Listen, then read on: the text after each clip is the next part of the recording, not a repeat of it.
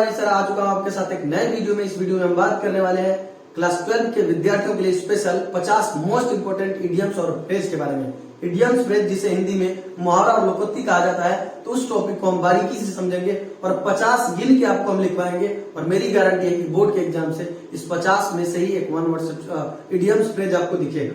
साथ में पिछले दो वीडियो के माध्यम से हमने दो वीडियो में कंप्लीट वन वर्ड सब्स्टिट्यूशन को समाप्त कर दिया है। जाके उस पूरे वन वर्ड सब्स्टिट्यूशन को आप देख लीजिए, वहां से एकदम गारंटी के साथ कहते हैं कि आपके बोर्ड के एग्जाम में फंसेगा। और साथ में एक बात और कहना है कि अगर 9th और 12th के विद्यार्थी हैं तो इस बात को याद रखें कि आपको भी ये चीजें पढ़ लेना अच्छे से, क्योंकि आने वाले समय में आपको भी कंपटीशन के एग्जाम देने हैं, जैसे एयरफोर्स नेवी एसएससी, जिसमें अंग्रेजी पूछती हो, तो वहां अंग्रेजी आपका बहुत ही बेहतर हो जाएगा। तो चलते हैं हम वीडियो की शुरुआत करते हैं इडियम्स और फ्रेज जिसे मुहावरा और लोकोक्ति कहा जाता है, जिसमें पहला हमारा है 50 गिनकर बताएंगे, उसमें से गारंटी है कि फंसेगा। अगर आप 12वीं के विद्यार्थी हैं तो चैनल को सब्सक्राइब कर लें, एकदम बार बार करें, चैनल को सब्सक्राइब करें अगर 12वीं के विद्यार्थी हैं और अंग्रेजी को बूस्टअप करना है और अंग्रेजी में बेहतर अंक लाना है। चलिए शुरू करते हैं हम। पहला अ बेड ऑफ रोजेस, ये मुहावरा है जिसको अंग्रेजी में हम इडियम्स फ्रेज कहते हैं, ध्यान रखना। तो अ बेड ऑफ रोजेस जिसका अर्थ, अगर एक चीज और सुनना बाबू, अगर आप इन शब्दों से इसका अर्थ निकालोगे तो गलत हो जाएगा, ध्यान रखना, गलत हो जाएगा। आप इससे अर्थ निकालना जो ब्रैकेट में लिखा है, इसका मतलब। तो अ बेड ऑफ रोजेस का अर्थ होता है फूलों की says, an easy life, comfortable life, आरामदायक जीवन, ठीक है ना। अ बेड ऑफ रोजेस का अर्थ होता है an easy life, comfortable life, आरामदायक जीवन, जिसका सेंटेंस में प्रयोग कैसे करते हैं, the life of the Prince was a bed of roses, यानी कि जो राजकुमारों का जीवन था एक फूलों की सेज था, एक आरामदायक जिंदगी थी। राजकुमारों की जो जिंदगी थी एक आरामदायक जिंदगी थी। जो दूसरा हमारा इडियम्स और फ्रेज है all in all, whole and soul, सर्वे सर्वा। ऑल इन ऑल का मतलब होता है होल एंड सोल, सर्वे सर्वा।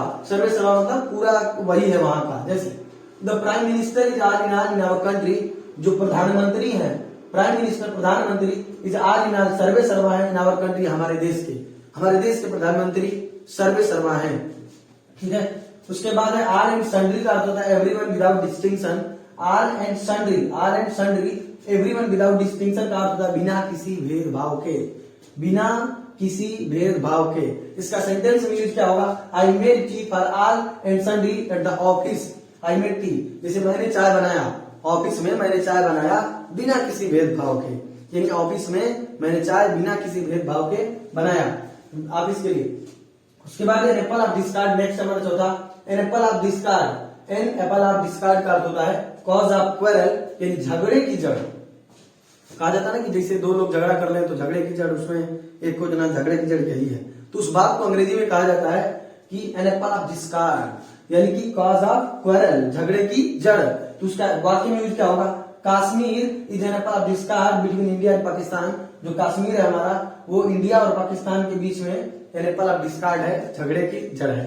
अगला जो हमारा आता है an axe to grind, something done for selfish reason. An axe to grind मुहावरा, इसका अर्थ है something done for selfish reason, यानी स्वार्थ पूर्ति वाला काम, यानी अपने स्वार्थ के कारणों के लिए कोई चीज करना, यानी कुछ भी आप कर रहे हो, समथिंग डन, कुछ भी आप कर रहे हो जिसमें आपका कुछ खुद का कारण हो, खुद अपने स्वार्थ के लिए कर रहे हैं, तो उसे आप कहेंगे स्वार्थ पूर्ति के लिए, तो उसे कहा जाता है एनेक्स टू ग्रीन। इसको अंग्रेजी में बोलते हैं I have an axe to grind with you, यानी मैं विथ यू, आपके साथ हूं, एनेक्स टू ग्रीन, स्वार्थ पूर्ति के लिए हूं, यानी मैं आपके साथ स्वार्थ पूर्ति के लिए हूं, ठीक है। उसके बाद आता है हमारा एट द 11th आवर, छठा एट द 11th आवर, इसका मतलब होता है अंग्रेजी में एट द लास्ट मोमेंट, यानी कि अंतिम समय पर। जैसे होता है कोई काम, जैसे ट्रेन है अंतिम समय पर आप पहुंचे जब छूटने ही वाली थी, उसी तरीके से अंतिम समय पर एकदम। तो हमने यूज क्या किया है, ही चेंज्ड हिज डिसीजन, ही चेंज्ड हिज डिसीजन, यानी उसने अपने डिसीजन को, निर्णय को बदला एट द 11th आवर, यानी अंतिम समय पर अपने डिसीजन को वो बदल दिया। अगला है an apple of one's eye. An apple of one's eye very है वेरी डियर, बहुत प्यारा, ठीक है। An apple of one's eye का अर्थ होता है वेरी डियर, अति प्रिय, बहुत प्यारा। जैसे हिंदी में उसको कहते हैं आग का तारा होना। आग का तारा होना मतलब अति प्रिय होना, बहुत प्यारा होना, किसी के लिए बहुत ज्यादा प्रिय होना, ठीक है। तो उसी तरीके का an apple of one's eye का अर्थ होता है वेरी डियर, बहुत प्यारा होना। तो he is an apple of one's eye his mother, यानी वह अपने माँ के आग का तारा है, यानी वह अपने माँ के लिए बहुत प्रिय है। अगला हमारा 8, 6 and 7, यानी 8, 6 and 7 का अर्थ होता है इन दिस ऑर्डर। मतलब इन डिसऑर्डर का मतलब होता है तितर बितर, ठीक है। तो when I went in my room then I found my books are at 6 and 7, ठीक है। या आई इतना भी हटा सकते हो आप, डायरेक्ट लिख सकते हो I find my books at 6 and 7। इन इस तरीके से हमने कंप्लीट किया टोटल 8 इडियम्स और फ्रेजेस। स्क्रीनशॉट लीजिए, हम चलते हैं नेक्स्ट स्लाइड में और आप दमदार तरीके से 50 इडियम्स फ्रेज आपको हम सिखा के ही छोड़ेंगे। 1 वर्ड सब्स्टिट्यूशन का जो 2 वीडियो है उसको अच्छे से कंप्लीट करिए, उसमें से फंसेगा मेरी पूरी गारंटी है। और यहाँ हम टोटल कंप्लीट करने वाले हैं 50। तो हम चलते हैं नेक्स्ट स्लाइड में, स्क्रीनशॉट ले लीजिए। तो साथियों तुम आ चुके हैं नेक्स्ट स्लाइड में, और इस स्लाइड में हम 9 से लेके 16 तक इडियम्स और फ्रेज सीखेंगे। हमने फर्स्ट स्लाइड में 1 से 8 तक सीखा, परंतु उस स्लाइड में हमारी आवाज थोड़ी आपको ऊंची सुनाई दे रही होगी, गूंज रहा था इस क्लास में आवाज, क्योंकि हमने माइक नहीं लगाया था। अब भूल गए थे, अब हमने माइक लगा लिया है, तो अब आवाज आपको फ्रेश सुनाई दे रही होगी। तो हम बताते हैं अब 9 से लेके 16 में इडियम्स और फ्रेज। हमने 8 कंप्लीट किया, 8 को अच्छे से आपने देखा। चलिए हम 9वां पढ़ते हैं। 9वां है 8 daggers drawn। 8 daggers drawn का अर्थ होता है बीटर इनेमीज, जिसका अर्थ होता है घोर शत्रुता, ठीक है। यूज सेंटेंस में India and Pakistan are at daggers drawn, यानी भारत और पाकिस्तान घोर शत्रुता है, भारत और पाकिस्तान में घोर शत्रुता है। अगला हमारा है 10वां एट लॉर्ज, जिसका अर्थ होता है फ्री, जिसको हिंदी में बोलते हैं स्वतंत्र। तो इसका होगा the thief is at large after returning the police custody, यानी द थीप का अर्थ होता है चोर, चोर पुलिस कस्टडी से छूटने के बाद, वापस आने के बाद, रिटर्निंग मतलब वापस आने के बाद स्वतंत्र है, एट लॉर्ज है। एट रैंडम, एट रैंडम का अर्थ होता है विदाउट एनी एम, बिना किसी उद्देश्य के, बिना किसी उद्देश्य के। He went to Delhi at random, यानी वह बिना किसी उद्देश्य के दिल्ली गया। उसके बाद हमारा 12वां है अ फूल्स पैराडाइज, जिसका अर्थ होता है डिसेप्टिव हैप्पीनेस, और यूटोपिया भी कहते हैं इसको एक वर्ड में। इसका अर्थ है झूठी खुशी या मूर्खतापूर्ण खुशी, बिना किसी उद्देश्य की खुशी, मतलब झूठी उम्मीद लेकर आप खुश हो रहे हैं, तो उस खुशी होने का आप कहते हो फूल्स पैराडाइज है, मूर्खतापूर्ण खुशी है। यूज क्या है, winning the lottery is a fool's paradise, यानी कि लॉटर को विन करना, जो लॉटरी होती है उसको विन करना, जीतना एक मूर्खतापूर्ण खुशी है। तो सोच रहे हो, खुश हो रहे हो कि हम जीत जाएंगे, तो ये निरर्थक खुशी है, झूठी उम्मीद है, कम चांस है कि जीतोगे आप। अगला है हमारा अ मेडन स्पीच, जिसका अंग्रेजी में मीनिंग होता है फर्स्ट स्पीच, जिसकी हिंदी में कहते हैं पहला भाषण, ठीक है। तो ये मुहावरा मेडन स्पीच है, जिसका हिंदी में अर्थ है फर्स्ट स्पीच, ठीक है, अंग्रेजी में, और हिंदी में पहला भाषण। इसका यूज क्या है, it was his maiden speech but it was very impressive, यानी यह उसका पहला ही भाषण था, परंतु बहुत ही इंप्रेसिव था, प्रभावशाली था, ठीक है। उसके बाद हमारा आता है 14वां a red letter day important or historical day. A red letter day एक मुहावरा हुआ, इसका जो अंग्रेजी में मीनिंग है इंपोर्टेंट डे या हिस्टोरिकल डे, यानी कि ऐतिहासिक या महत्वपूर्ण दिन कहते हैं, ठीक है। यूज क्या है, 15 August is a red letter day in our country, यानी हमारे देश में 15 अगस्त एक ऐतिहासिक दिन है। अ वाइट एलिफेंट, इसका जो अंग्रेजी में मीनिंग है expensive but of no use, expensive का मतलब महंगी, परंतु जिसका कोई यूज नहीं है, अर्थात बहुत खर्चीली है। सेंटेंस में यूज है इसका his car has became a white elephant for him now, यानी जो उसकी कार है हैज बिकेम हो चुकी है, अ वाइट एलिफेंट एक फिजूल खर्ची, बहुत खर्चीली हो चुकी है उसके लिए अब, यानी अब उसकी कार उसके लिए बहुत खर्चीली हो चुकी है। फिर अगला हमारा है 16वां अ वाइल्ड गूज चेज, जिसका अंग्रेजी में मीनिंग है इम्पॉसिबल अटेम्प्ट, इम्पॉसिबल अटेम्प्ट, जिसका हिंदी में अर्थ है निष्फल प्रयास, और सेंटेंस में यूज है आफ्टर 2 आवर्स, यानी 2 घंटों के बाद, spent wandering in the snow, यानी spent wandering in the snow, यानी बर्फ में घूमने के बाद, बर्फ में अपने 2 घंटे समय को खर्च करने के बाद, बर्फ में अपने 2 घंटे समय को घूमकर खर्च करने के बाद मैंने रियलाइज किया, आई रियलाइज्ड, मैंने महसूस किया कि we were on a wild goose chase, यानी हम लोग निष्फल प्रयास कर रहे हैं, इसका कोई प्रयास का कोई मतलब नहीं है।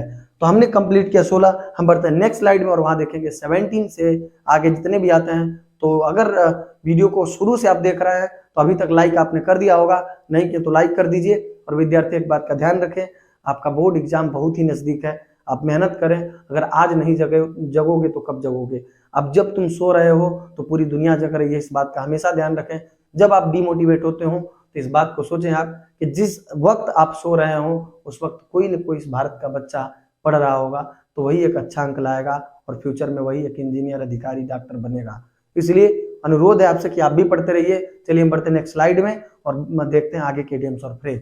साथियों तो हम आ चुके हैं 17वें इडियम्स और फ्रेज पर, और 17वां इडियम फ्रेज है एन ओपन सीक्रेट, यानी ऑलरेडी नोन, अर्थात जो आपको पहले से पता हो या सबको पता हो वो चीजें जिसके बारे में सभी लोग जानते हो, यानी खुला रहस्य हो, पहले से सबको पता हो, तो उस चीज को हम बोलते हैं ओपन सीक्रेट। इसका यूज क्या सेंटेंस में, it is an open secret, यानी यह पहले से ज्ञात है, यह पहले से लोगों को पता है। अगला हमारा है इडियम फ्रेज अ रोलिंग स्टोन, यानी एक लुढ़कता हुआ पत्थर, जिसको हिंदी में कहते हैं बिना पेदी का लोटा। सुने आप, बिना पेदी का लोटा मतलब कहीं भी घूम जाएगा कभी भी, है ना। ऐसे लोग भी होते हैं, आपके साथी, दोस्त, मित्र, कोई भी हो सकता है।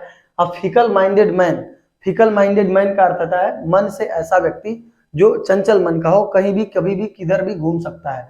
अगर आज आपके साथ है कल उसके साथ हो सकता है, तो ऐसे लोगों को कहा जाता है बिना पेंदी का लोटा, रोलिंग स्टोन। यूज क्या है इसका, a rolling stone gathers no moss, यानी ये घूमते हुए पत्थर को कोई इकट्ठा नहीं करता, घूमते हुए पत्थर को कोई इकट्ठा नहीं करता का मतलब बिना पेंदी के लोटे वाले लोगों को कोई नहीं अपने साथ रखना चाहता है। चलिए अगला हमारा क्या है, man of letter.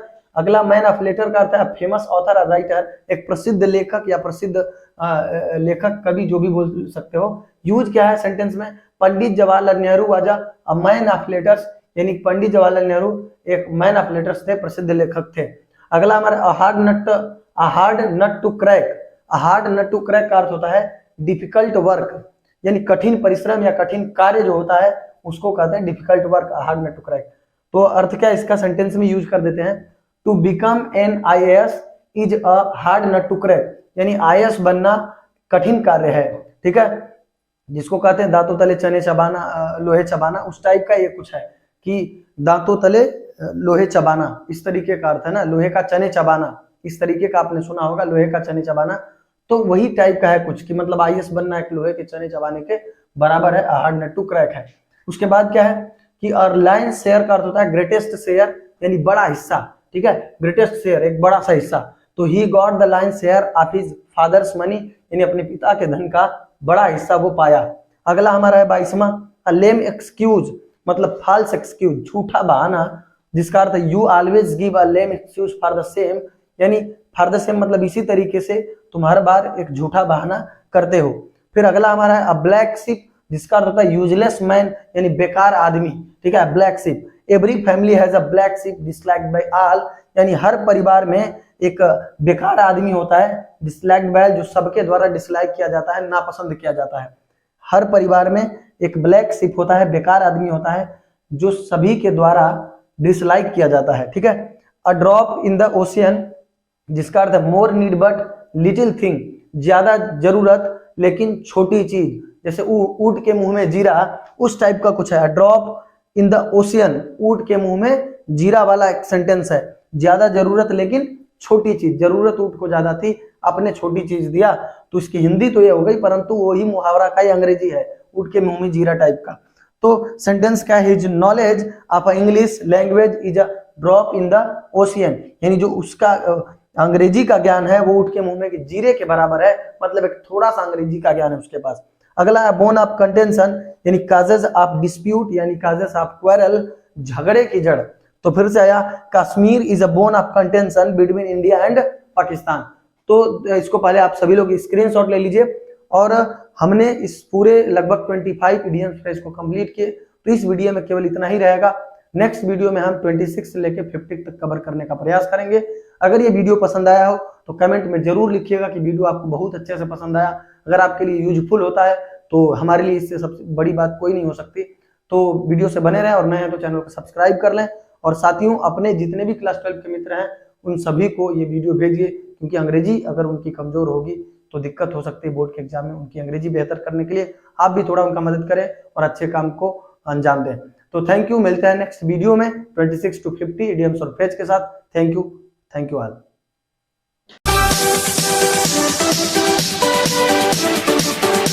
We'll be right back.